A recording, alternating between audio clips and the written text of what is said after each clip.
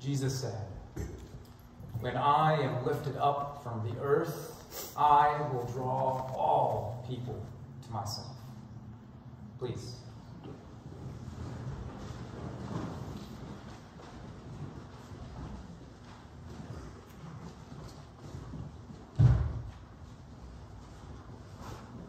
Several years ago, an evangelical pastor that I know blew a gasket over a book that another famous evangelical pastor had written. "Heresy," this guy shouted in the middle of our, what was a decent clergy gathering. But this guy shouted, "The book is pure heresy." Yeah, he wasn't the most fun guy to hang out with. But he was outraged over a book called Love Wins that came out years ago. Perhaps you've heard of it. Written by a guy named Rob Bell. Perhaps you've heard of him. But if not, here's what the book was all about. The only thing the author of this book was doing, all he was doing was asking a very simple question. And the question was this: what if, in the end, everyone gets saved? Everyone gets into heaven? What if everyone discovers God's grace, God's love for them eventually? And if there is such a thing as hell, what if it doesn't last forever? What if? What if, in the end, God's love wins? Thus the name of the book, right? But this irritated pastor was utterly convinced that if we Christians started to believe in this sort of thing, universal salvation, then this would be the end of the church as we know it. Yeah, I'm guessing nobody ever told this guy that universal salvation was arguably the normative position of the church for at least like the first 500 years of its existence, and that this view was openly promoted by the most respected and beloved theologians of that time. I'm guessing he never heard of that. Coincidentally enough, also, that was the time and the season of the church where it was one of the most explosive seasons the church has ever seen in terms of growth. Coincidence? Yeah, you tell me. But if we hold to this view, this irritated pastor proclaimed, we will be setting the bar too low for the people in the pews. They won't be motivated to come to church anymore. They won't be motivated to be Christians anymore if, in the end, they truly believe that they will be saved regardless of what they do or don't do. Given that I'm rather opinionated, I had some thoughts for evangelical pastor guy. Would you like to hear how I responded to him? How your loving, kind, ever-compassionate priest responded to this guy? I said to him, oh goodness, forgive me, Lord.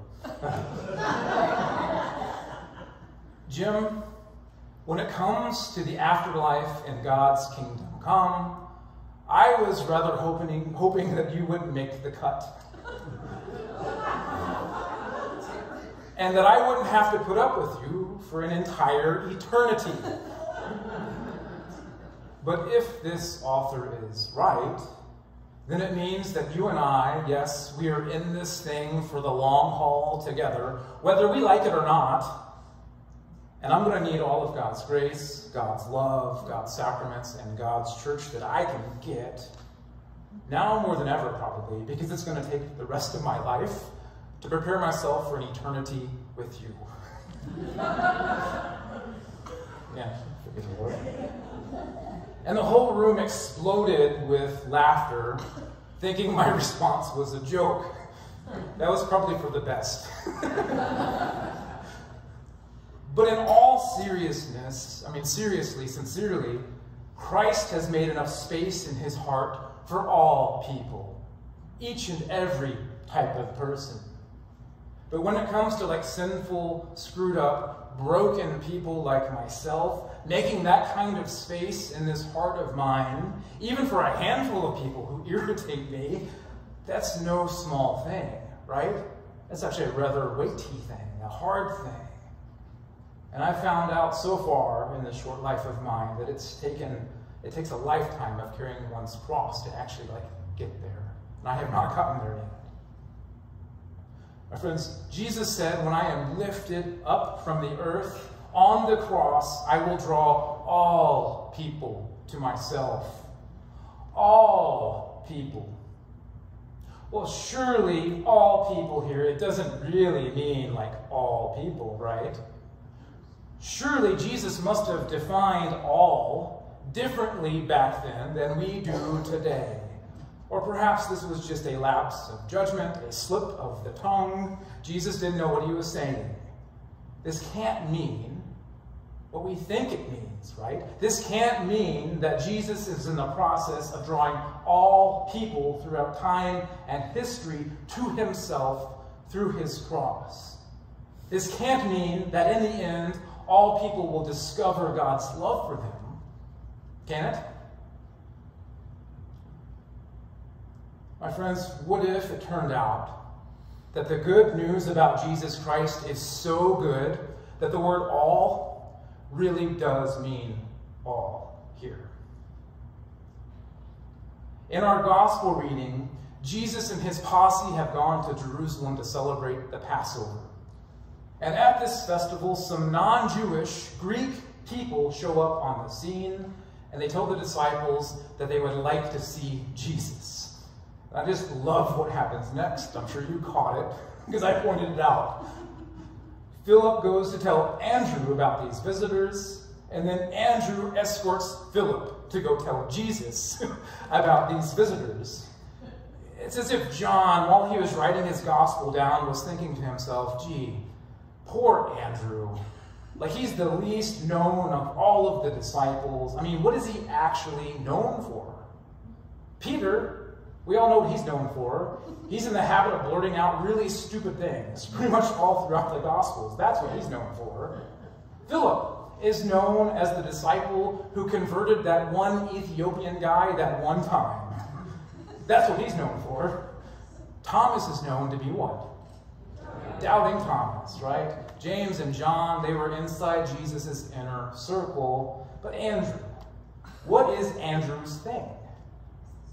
Then it's like the light bulb goes off in John's mind, and he said to himself, aha, aha. From this day forth, Andrew will forever be known as the middleman between Philip and Jesus. He will forever be known as that guy who said, hey, Jesus, Philip's got something to say to you. Anyways, I digress. Remember, my friends, Jesus' ministry all the way up until this point had primarily been limited to the Hebrew people in the region of Galilee, with a few exceptions here and there, like a Syrophoenician woman, a Roman centurion and his lover, a Samaritan woman at a well. But now the impact of Jesus' presence is being felt beyond the limits of Galilee. Now some Greek people are starting to feel mysteriously drawn to this man from Nazareth. And Jesus interprets this as a sign. This means that very soon he's going to have to take up his cross. Now, as you were hearing the gospel being read, did you notice how Jesus doesn't define his cross? Here's what he doesn't say. He doesn't say, the hour has now come for the Son of Man to go and die in the place of all of you wretched, despicable sinners, so that I can appease my Father's wrath and anger. Does he say that? No. He doesn't say, the hour has now come for the Son of Man to die on a cross, so that if you can just believe in me, you won't have to burn in hell for all eternity. Does he say that? No. What does he say? He says that through the cross, he will be glorified. In other words, there's something about the way in which he is going to die that will prove to people, all people, that he truly, really is Emmanuel, God with us. And then he likens his death to a seed being planted in the ground that goes on to bear abundant fruit. And then he says that through the cross, he will draw all people to himself. All. Now, in case you're wondering how our gospel defines the word all here, I can tell you, for I am a nerd. The gospel is written in ancient Greek, and the ancient Greek word for all It's the same word that we get our modern English word for panoramic from. Like the panoramic setting on your camera, the big picture setting. So it's big picture, all-encompassing, holistic stuff that Jesus is talking about here. So Jesus is literally saying that on the cross, he will draw the whole of humanity to himself. His words can also be translated in this way, meaning the same thing, just a different nuance. I will draw every single human being to myself on the cross. Also, the Greek word for draw here is also very fascinating. With this particular word, the focus isn't on the people coming to Christ and his cross. It's actually the other way around. The focus is on the magnetic, compelling power of Christ's cross, attracting and drawing people to it. It's as if the cross stands at the center of history like a magnet, and its force is so powerful, so dynamic, so compelling that it can't but help but pull all people into the loving embrace of Christ. Or like a black hole, or a giant planet, or a big star.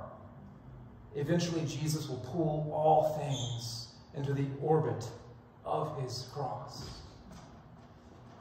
This is not a newfangled idea. It's actually an ancient idea.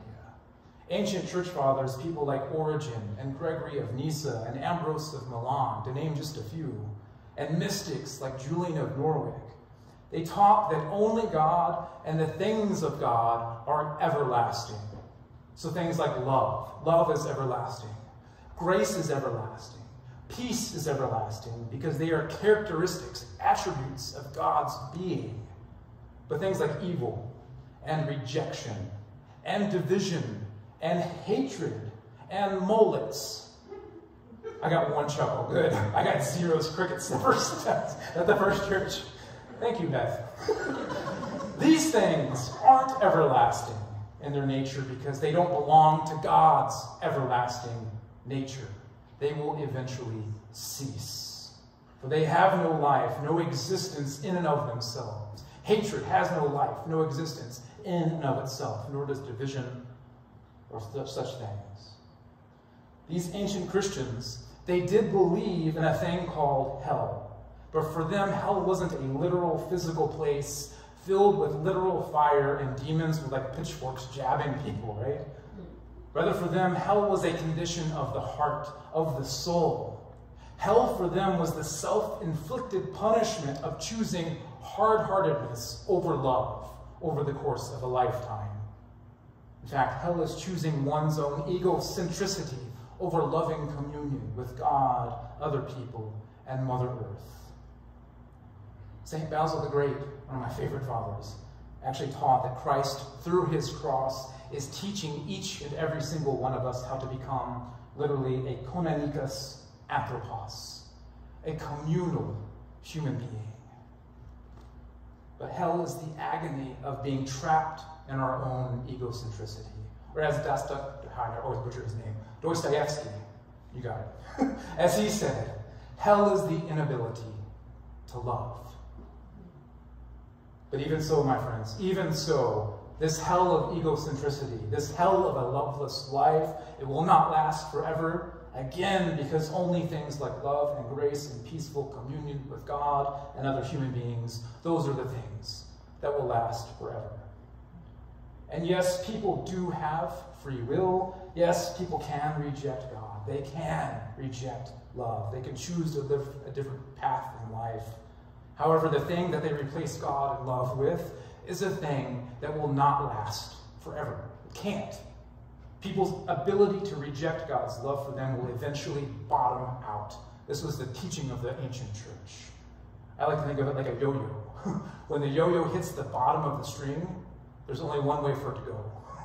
Back up, right? The same is true of a soul that's hardened by hate. Another metaphor, ice.